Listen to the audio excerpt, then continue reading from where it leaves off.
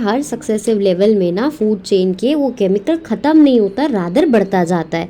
जैसे मान लो पानी में कोई केमिकल था, उसे एक मछली ने, अब छोटी मछलियाँ बहुत ज़्यादा होती हैं, फिर बड़ी मछलियाँ रिलेटिवली कम होती है एक्वाटिक इकोसिस्टम में।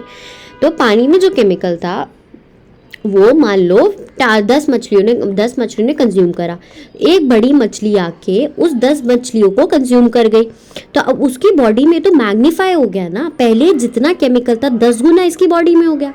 अब इसको कोई और बड़ी मछली खाएगी तो इसकी बॉडी अब एक थोड़ी खाएगी, बड़ी मछली को तो ज़्यादा खाना है, तो वो हो सकता है कि इन 10 मछलियों को और खा ले, ठीक है, ये वाली मछलियों को 10 बार और 10 मछलियाँ खा ले। तो ऐसे करके केमिकल हमेशा मैग्नीफाई हो रहा है, हमेशा बढ़ रहा है, इसलिए इसको बायोलॉजिकल मैग्निफिकेशन कहा जाता है। फिर उसके बाद हमारी एक्टिविटी इन्वायरमेंट को कैसे इफेक्ट करती है, ओजोन लेयर, उसकी डिग्रेडेशन। ओजोन एक मॉलिक्यूल है जिसमें 3 एटम होते हैं ऑक्सीजन के, वाइल ओजोन जो होता है O2 को हम नॉर्मली ऑक्सीजन बोलते हैं। ये सारी एक्टिविटीज़ जो हमारी एरोबिक एक्टिविटी होती है जिसमें ऑक्सीजन की ज़रूरत होती है उसके अंदर नेसेसरी होता है।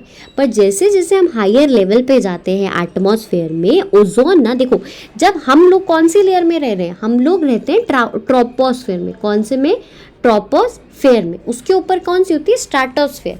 तो जब ओजोन ट्रोपोस्फेयर में प्रेजेंट है ना तो वो अनहेल्दी है, पल्यूटेंट की तरह काम कर रही है। पर जब वही ओजोन उसके ऊपर वाले हिस्से में प्रेजेंट होती है, स्ट्रेटोस्फेयर में प्रेजेंट होती है, तो वही ओजोन क्या हो जाती है? हेल्दी हो जाती है।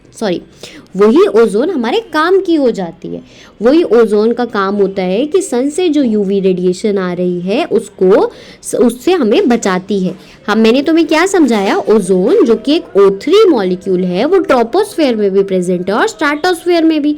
हम ट्रोपोस्फेयर में रहते हैं, तो जब ओजोन ट्रोपोस्फेयर में होगा तो वो अनहेल्दी माना जाएगा, और वही ओजोन जब ऊपर स्ट्रेटोस्फेयर में होगा तो हमारे काम का होगा, क्योंकि वो यूवी लाइट से हमें बचाता है। ओजोन बनता कैसे है? देखो O2 तो इन्वायरमेंट में प्रेजेंट है, यूवी लाइट की प्रेजेंस में O2 फर्दर टूट जाता है ऑक्सीजन प्लस ऑक्सीजन में। अब ये ऑक्सीजन जाके फर्दर इस O2 के साथ रिएक्ट कर जाते हैं और O3 बना देते हैं। Hope I am clear? O3 कैसे बनता है हमने बता दिया। अब ना क्या हो रहा है कि हम CFC यूज़ करते थे पहले, जिसका फुल फॉर्म है क्लोरोफ्लोरोकार्बन्स।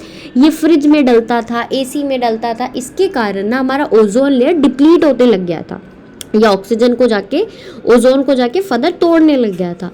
अब international united nation environment programme UNEP ने एक एग्रीमेंट बनाया जिसमें बोला कि अब कोई भी CFC का यूज़ नहीं करेगा, और ग्रेट न्यूज़ इज़ कि अब हमारी ओजोन की रिकवरी भी देखी जा रही है।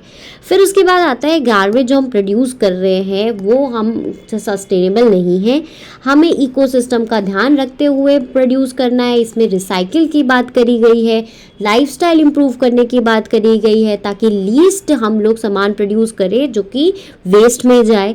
और एक बायोडिग्रेडेबल और नॉन बायोडिग्रेडेबल भी इसी में आता है। बायोडिग्रेडेबल वो होता है जो टूट जाए, नॉन बायोडिग्रेडेबल वो होता है जो फर्दर टूट नहीं सकता, जो एक बार जो बन गया सो बन गया। I hope I am clear. ये चैप्टर छोटा सा था। ये पढ़ने वाली चीज़ें क्या है इसके अंदर? एक तो बायोलॉजिकल मैग्निफिकेशन, ठीक है। दूसरी चीज़ इसमें क्या पढ़ते हैं? Biological magnification, food chain versus food web, food chain versus food web, Linderson rule, 10% rule भी कहा जाता है, 10% रूल, और role of decomposers in our environment. ये सब मेन चीज़ें तो यही थी। अब नेक्स्ट एक्सरसाइज में ना बैक क्वेश्चंस नेक्स्ट वीडियो में इसको डिस्कस करते हैं, और डिफरेंट ट्रॉफिक लेवल भी। बाय बाय, अपना ध्यान रखना।